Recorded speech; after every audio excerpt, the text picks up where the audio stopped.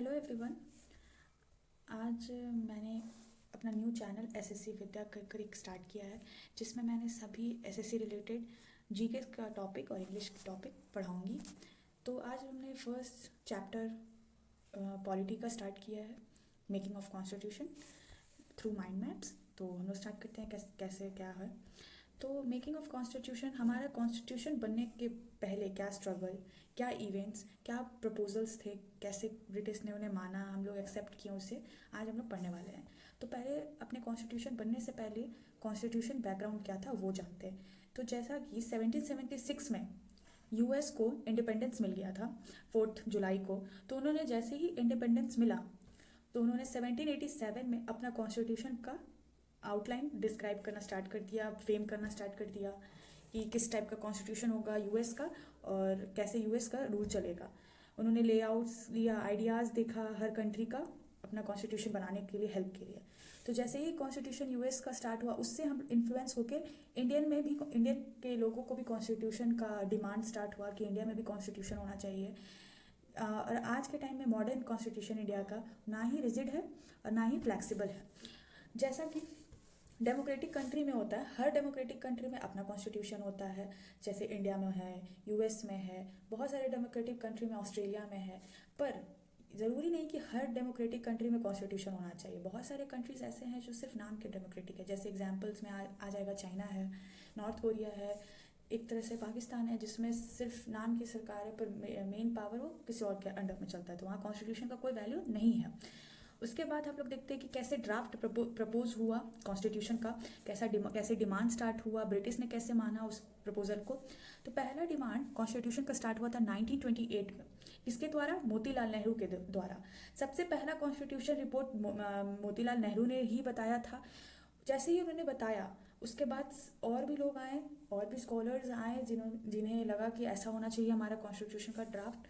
तो 1934 में एम.एन. रॉय, जो फाउंडर भी थे कॉन्स्टिट्यूएंट असेंबली के और जो फाउंडर भी थे किसके, ब्रह्मो समाज के, कौन, एम.एन. रॉय, उन्होंने सबसे पहले 1934 में फिर डिमांड किया मोतीलाल नेहरू के बाद। और ये एक तरह से मतलब अनऑफिशियली डिमांड था, पर हाँ एक मतलब इंप्रेशन छोड़ने वाला डिमांड था क्योंकि एम.एन. रॉय बहुत फेमस पर्सनैलिटी थे। उसके बाद 1935 में उस टाइम की सबसे बड़ा पार्टी इंडियन नेशनल कांग्रेस ने भी सोचा कि अब हमें भी डिमांड करना पड़ेगा। 1935 में उन्होंने डिमांड किया और ये एक ऑफिशियल डिमांड था कि अगर ब्रिटिश लोग को देखना होता कि कौन सा ड्राफ्ट चूज करना है इंडिया के लिए, तो उन्होंने इसी का ड्राफ्ट चूज करना, क्योंकि ये एक ऑफिशियल डिमांड था। उसके बाद जैसे ही ब्रिटिश का प्रपोजल आया कि हाँ हम कैसे अपना आपको कॉन्स्टिट्यूशन देंगे, तो उन्होंने पहले बोला कि जैसे ही हम लोग का वर्ल्ड वॉर ख़त्म होगा तो आपका कॉन्स्टिट्यूशन आपको मिलेगा। उन्होंने एक प्रपोजल दिया था कि अगर इंडियंस लोग हमें हेल्प करेंगे वर्ल्ड वॉर 2 में तो हम लोग उनको कॉन्स्टिट्यूएंट असेंबली देंगे, डोमिनियन स्टेटस देंगे। तो उन्होंने कौन कौन सा प्लान और ऑफर पर प्रपोजल दिया।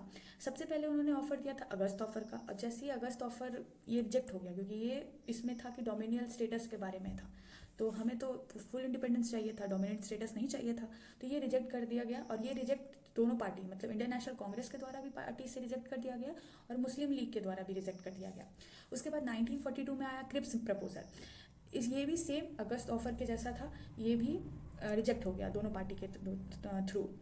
1945 में वेव्स प्लान आया, इसका भी सेम हाल हुआ। और 1946 में मतलब एक तरह से ये इंपॉर्टेंट आया मिशन, कैबिनेट मिशन प्लान, जिसने मुस्लिम लीग और कांग्रेस दोनों ने एक्सेप्ट किया। अब कैबिनेट मिशन प्लान था क्या, तो पहले देखिए कैबिनेट मिशन प्लान में मेंबर्स कौन कौन थे। तो 1946 में कैबिनेट मिशन प्लान आए थे और कैबिनेट मिशन में मेन 3 मेंबर्स थे। पहले थे पैट्रिक लॉरेंस, ये चेयरमैन थे। फिर दूसरे थे स्टेफर्ड क्रिप्स जो क्रिप्स मिशन में भी थे, और A.V. अलेक्जेंडर। ये 3 मेन मेंबर थे किसके, कैबिनेट मिशन के। उसके बाद कैबिनेट मिशन में था क्या क्या प्रपोजल, तो टोटल सीट कॉन्स्टिट्यूएंट असेंबली का 389 था। 389 टोटल सीट्स थे किसके, कॉन्स्टिट्यूएंट असेंबली के, जिसमें 296 सीट्स रिजर्व थे किसके लिए, ब्रिटिश के लिए। कितने इन्होंने, ये लोग कितने ज़्यादा चालू थे कि इन्होंने अपना सबसे ज़्यादा सीट अपने पास रखा 296, और बाकी जो भी थे 4 चीफ प्रोविंस के लिए दे दिया, 93 प्रिंसली स्टेट्स को मिल गया। उसके बाद इलेक्शन जो हेल्ड हुआ, जो मेन हमारा फर्स्ट इलेक्शन हेल्ड हुआ था जुलाई और अगस्त 1946 में पहला इलेक्शन हेल्ड हुआ था। उसमें भी और ज़्यादा मतलब इंडिया को डिवाइड करने के लिए 3 कम्युनिटी को भी सीट्स दिया था, मुस्लिम, सिख्स और जनरल को। उसके बाद 1 सीट पर मिलियन पॉपुलेशन, हर एक सीट पे 1 सीट की, मतलब ये अगर आज के टाइम ये इलेक्शन पे ऐसा प्रपोजल रहे तो हमारा कंट्री तो फिर सक्सेसफुल ही नहीं होगा। तो 1 सीट पर मिलियन पॉपुलेशन था। सिंगल ट्रांसफरेबल वोट के द्वारा इलेक्शन हुआ था। कांग्रेस जो थी सबसे मेजॉरिटी पार्टी आई, जिसको जिसको 208 सीट्स मिले थे उस टाइम, कांग्रेस को सबसे ज़्यादा वोट मिला था। और मुस्लिम लीग को 73 मिली थी और इंडिपेंडेंस को 15 मिली थी। Post Muslim League boycotted remains constituent assembly seats boycotted 299 after partition. उसके बाद जैसे ही पार्टीशन हुआ तो मुस्लिम लीग ने अपना सीट बॉयकॉट कर दिया और टोटल 299 सीट्स बच गए थे। रिमेन्स मतलब ये लोग बॉयकॉट करके गए तो फिर 290 सीट्स रिमेन बच गए थे। उसके बाद क्या हुआ आगे देखते हैं। उसके बाद आया ऑब्जेक्टिव रिजोल्यूशन ऑब्जेक्टिव रिजोल्यूशन आया। ये भी एक तरह से बहुत बड़ा रिजोल्यूशन था। किसके द्वारा दिया गया था? जवाहरलाल नेहरू के द्वारा दिया गया था। 13 दिसंबर 1946 में दिया गया था।